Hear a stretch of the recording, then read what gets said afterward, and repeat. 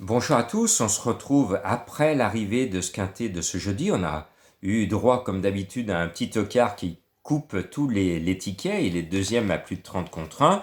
Bon, on va essayer de se rattraper ce vendredi à Pornichet, quintet délocalisé quelque part, puisqu'initialement on devait se retrouver à Cabourg, mais faute de partant, on met les voiles et on jette l'ancre à Pornichet, un hippodrome qui est juste à côté de mon lieu de vacances, où j'étais en début de semaine. Alors, on a quand même un lot très très moyen, hein. C'est plus un quartier régional qu'un gros quintet. Donc, la porte ouverte est là pour les surprises.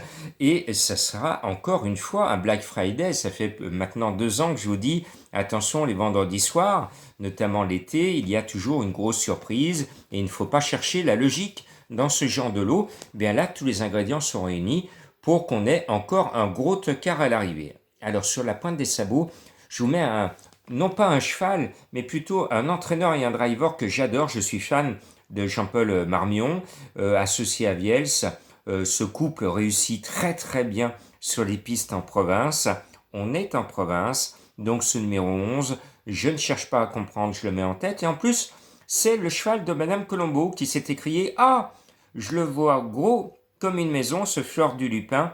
Elle met le 11 et je vous donnerai à la fin de cette intervention son ticket pour 2 euros avec 5 chevaux. Et puis son cheval, hein, son 13 est troisième ce jeudi du quintet à Deauville. Le 10, eh bien, c'est Fort Gala. C'est un cheval qui est en pleine forme, qui brille au monté et à l'attelé.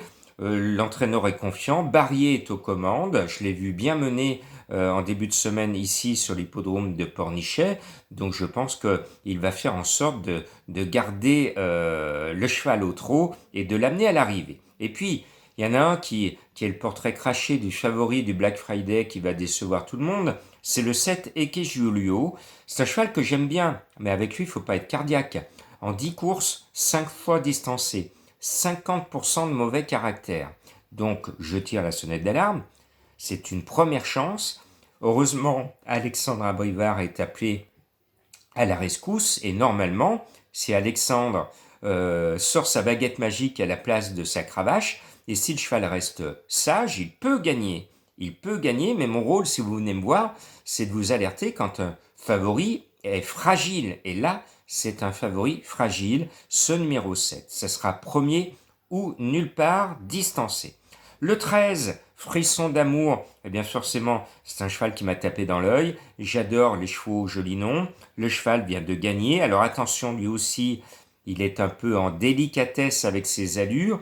Il est régulièrement distancé, mais quand il reste sage, il l'a montré récemment, il peut l'emporter, surtout dans un tel lot.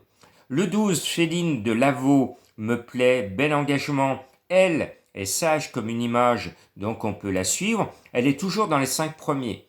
Donc je ne vois pas pourquoi elle changerait ses bonnes habitudes.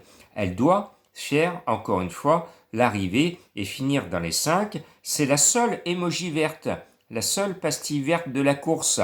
Alors, partageons l'enthousiasme de son entraîneur, le seul à dire honnêtement au turfiste qu'il est confiant. Donc bravo à Monsieur Joly de nous avoir mis un joli avertissement de positivité. Je termine ma sélection avec le choix plutôt des drivers. Moi j'ai mis le 9 élégant Horse, non pas pour le papier du cheval qui n'est pas extraordinaire, mais c'est simplement la main de Mathieu Abrivard qui est aux commandes. Et la dernière fois que Mathieu a mené élégant Horse, il a gagné avec. Donc le cheval aime bien le driver et vice-versa. Donc ce 9, il est annoncé bizarrement à 20 contre 1. Et bien voilà, on tient mon coup de cœur.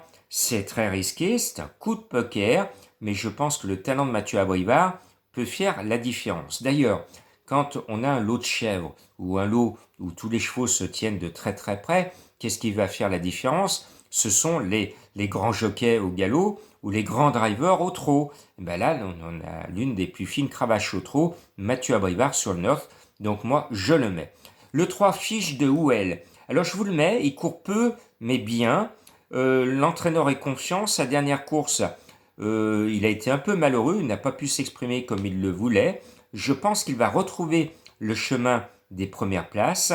Et comme on est au bord de la mer, ce serait normal que Chiche se retrouve dans nos filets, au moins dans les 5 premiers, ce numéro 3.